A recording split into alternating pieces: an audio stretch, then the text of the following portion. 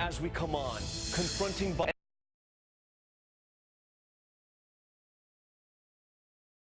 An unwanted touching as his accuser speaks out for the first time on television. Biden saying he doesn't believe he acted inappropriately as the Democrats vying to be president sound off. Air emergency, the American Airlines flight plowing into a flock of geese just after takeoff. The pilot declaring an emergency, turning back. What shaken passengers saw on the windshield of the plane. Fatal mistake, the college senior getting into a car she thought was her Uber ride. Later, found dead. A suspect now charged with murder and kidnapping. The clues they found in his car. SWAT standoff. The suspect tracked to a stolen van, driving straight towards officers to get away. The gunfight and 9-hour standoff. What they did to get him out alive. Fleeing the scene, the hunt for the man who sped across a lawn, hitting 2 young girls, then running away. The girls surviving, but the family releasing this surveillance video, hoping to find the driver. And the raging inferno in a state park, destroying 10,000 acres and shutting down highways. From ABC News, this is ABC World News Tonight. And good evening. Thanks for joining us on this Sunday. I'm Tom Llamas. And we begin with former Vice President Joe Biden responding to an accusation of inappropriate touching. He and his team issuing 2 responses this weekend. Biden acknowledging countless, quote, expressions of affection, support, and comfort, but saying he never believed he acted inappropriately. And now we're hearing from the former Nevada politician who said he made her feel powerless during a campaign event in 2014. Biden is already ahead of the Democratic polls even before he has launched a presidential campaign. So what do the other Democratic candidates have to say? ABC's Stephanie Ramos starts us off from Washington. Tonight, the woman accusing former Vice President Joe Biden of being inappropriate is detailing what she says happened in her first TV interview. I feel Joe Biden put his hands on my shoulders, get up very close to me from behind, lean in, smell my hair, and then plant a slow kiss on the top of my head. Lucy Flores claims the incident happened just before a rally in 2014 when she was a Democratic candidate for lieutenant governor in Nevada. I was just shocked. I felt powerless. I felt like I couldn't move.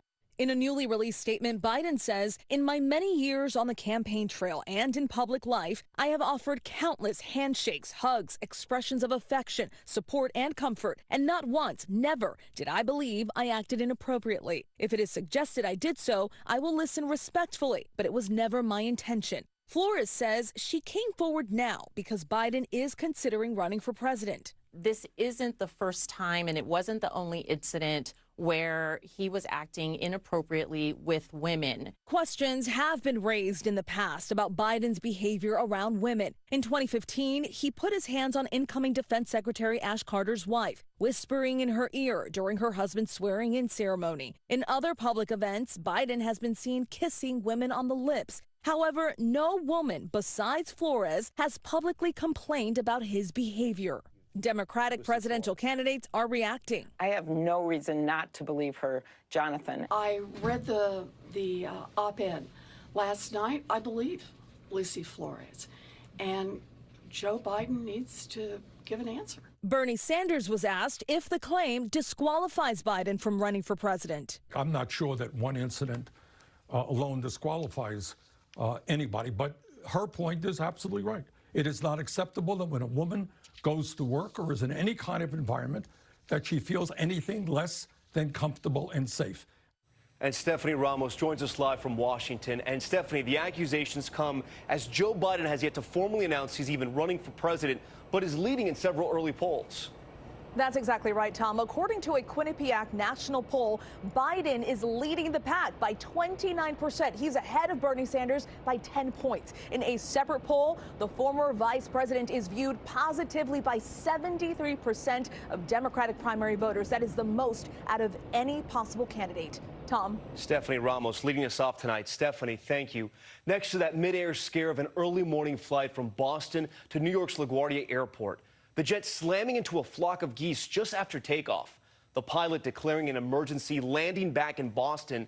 The proof of the bird strike right there in the windshield. ABC's Ariel Reshef is at LaGuardia. Tonight, a bloody front windshield, remnants of that frightening mid-air emergency. American 2163, we hit a flock of geese on takeoff. We need to come around, land on 22 left. 10:08 this morning, an American Airlines flight with 99 passengers and 4 crew members on board, departing from Boston's Logan Airport, bound for New York's LaGuardia. But minutes after takeoff, I think we hit about 4 or 5 of them. Right now, the engines are working. We got blood all over the windscreens. American 2163, roger. Just advise if you need any help and if you are declaring emergency. Yeah, we might as well declare an emergency. They said they couldn't barely see out of the windshield because of the blood. the pilot making an urgent U-turn in the sky. It wasn't a normal flight pattern because we weren't continuing to go straight. And we started to come back, and they said to us, we have to land because we hit a bird. By 10:19 a.m., the plane landing back at Logan. When we landed, I looked out the pilot's window. It was covered in blood and feathers. It was pretty dramatic. American Airlines rebooking passengers on a replacement aircraft, which took off at 11:52, touching down at LaGuardia. A couple of small birds oftentimes won't even make a dent in an airplane, but a couple of large birds where you have mass and velocity impacting that airplane or that airplane engine can do serious damage, and even, as we saw in the Miracle on the Hudson, bring an airplane down. These passengers relieved to be safely on the ground. And Ariel Reshef joins us now live from LaGuardia, where those passengers finally landed. And Ariel, experts are telling you bird strikes are becoming increasingly common.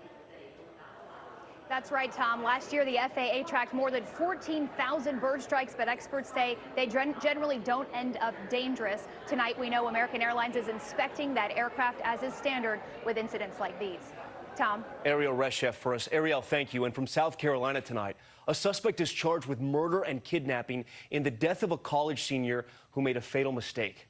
Samantha Josephson was last seen getting into this car. Police say she thought it was her Uber ride.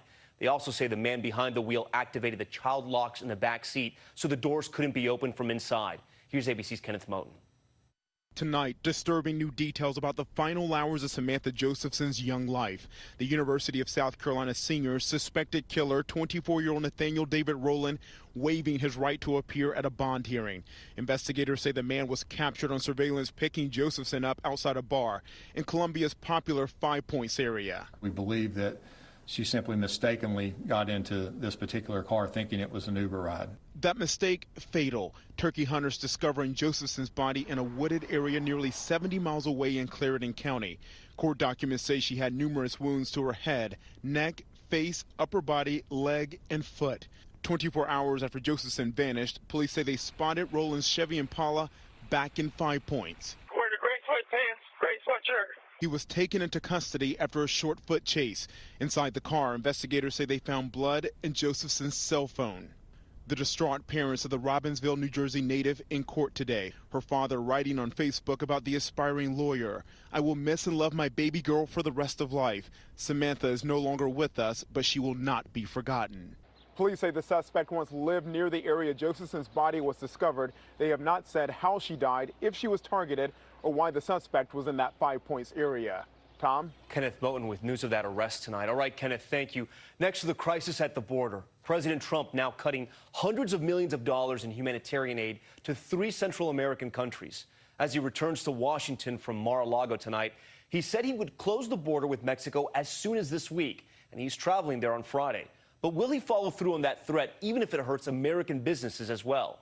ABC White House correspondent Tara Palmieri reporting from West Palm Beach tonight. President Trump not backing down from his threat to close the southern border, cutting off hundreds of millions of dollars in aid to El Salvador, Guatemala, and Honduras. Many migrants fleeing violence, corruption, and economic hardship in the 3 Central American countries now flooding the border. We were paying them tremendous amounts of money, and we're not paying them anymore because they haven't done a thing for us. For years, the U.S. has worked with El Salvador, Guatemala, and Honduras to address the root causes fueling the migration crisis. Just this week, Homeland Security Secretary Kirstjen Nielsen announcing renewed cooperation effort with those countries. But now the administration saying they need to do more. If not, it makes very little sense for us to continue to send them aid. Congressional Democrats warn the president's approach is entirely counterproductive. Even the president's own border chief telling Tom last year it's essential to support the Central American governments. How do we engage with those governments to support prosperity, governance, security, so that people don't feel compelled to leave their homes? According to U.S. Customs and Border Protection, 76,000 migrants were stopped at the border in February. March is on track to surpass those figures with an estimated 95,000 migrants. The president citing the growing number of illegal border crossings as the reason to shut down the border with Mexico. We'll keep it closed for a long time. I'm not playing games. But closing down ports could hurt the U.S. economy. An average of $1.7 billion in goods cross the border every day. It shouldn't surprise anybody that we're turning to what some folks might think extreme measures. We're supposed to fix this by changing the laws. Democrats won't do that, so we're looking at cutting off aid and closing the borders. Tara Palmieri joins us now from West Palm Beach. And Tara, congressional Democrats already vowing to fight the president's decision to cut humanitarian aid? Tom, Democrats say they will do everything in their power to push back. But two White House officials tell me they believe they're on solid ground. They say they don't need congressional approval to withhold funds. Tom? The White House confident they can move forward. All right, Tara, thank you. Also tonight, a family just outside of Atlanta is asking the public's help after a hit-and-run accident. Their 9-year-old daughter was playing with a friend when a car comes speeding across their lawn, seriously injuring her. The driver then running away. The girl survived, but the family is sharing the surveillance video, hoping to find that driver. We want to warn you, parts of this video are graphic. Here's ABC's Zachary Quiche. It starts so innocently. Two young girls playing outside a home in an Atlanta suburb when suddenly a home security camera catches a black sedan ride the curb, blow a stop sign, then barrel into one of them. The impact setting off the airbags, sending dust into the air. As her family rushes out of the house, you can see someone get out of that car, staggering around seconds after the crash before taking off.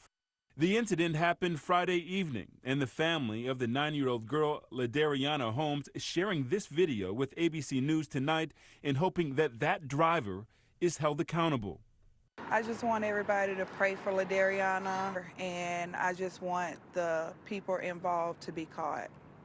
Ladariana is in the hospital tonight with serious injuries and multiple broken bones. She's strong, and I know she's going to bounce back from this. In a police report obtained by ABC News, the owner of that car was at work but told police her boyfriend had the vehicle. The police report says it was the boyfriend who would have been around 30, but those were teenagers that were in that vehicle. So we have to learn what happened and how they got a hold of that car. Now, the other little girl playing outside that house walked away with minor injuries. Ladariana's family just want that driver brought to justice. That video is just horrific. Hopefully police get that driver. All right, Zachary, thank you. Next to the dramatic confrontation caught on police body cam in Louisville, Kentucky. Officers approaching a stolen van, a man inside nearly running them over, a detective firing to stop the vehicle, but the driver gets away. Police tracking that van to a home a mile away, and that's where a 9-hour standoff began. Here's ABC's Diane Macedo. Tonight, newly released body cam footage capturing this tense police showdown.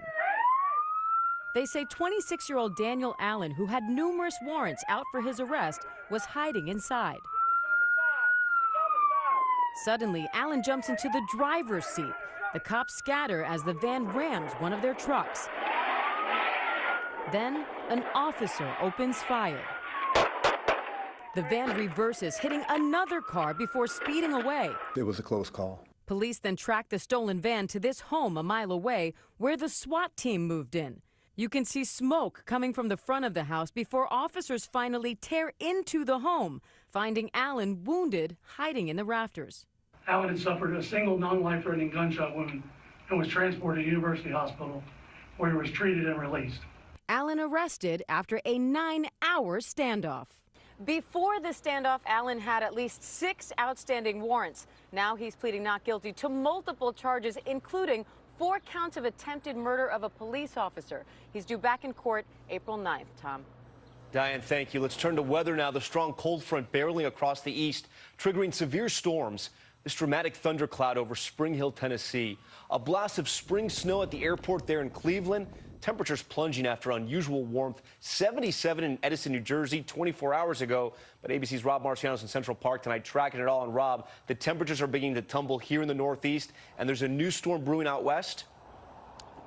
Yeah, and in some cases we're seeing 40-degree temperature drops. Look at what's going on in Pittsburgh. Yesterday they were in the 60s, now in the 20s, and snowing in the area as the cold air